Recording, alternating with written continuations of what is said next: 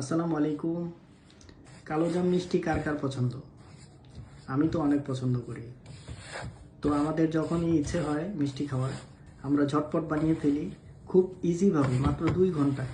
খুব সহজেই আপনি দেখতেই পাচ্ছেন যে এখানে শুধু পাউডার দুধ আর বাটার, আর কোনো কিছুই আমরা এখানে মিক্স করি না।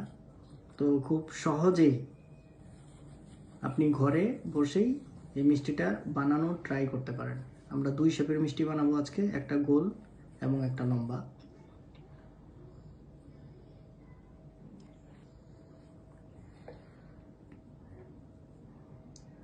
কালারটা খুবই চমৎকার হয়েছে। এটা 2টা কালারের কম্বিনেশন করেছি আমরা, ফুড কালার।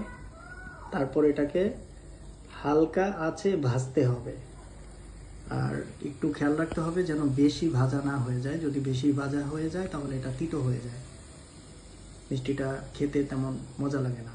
যখন এটা ভাজা হয়ে যাবে তারপর আমরা ফুটন্ত চিনির শিরাতে ছেড়ে দেব, এবং এই চিনির শিরাতে ভিজিয়ে রাখা মিনিমাম 10 থেকে 12 ঘন্টা আপনার ভিজিয়ে রাখতে হবে।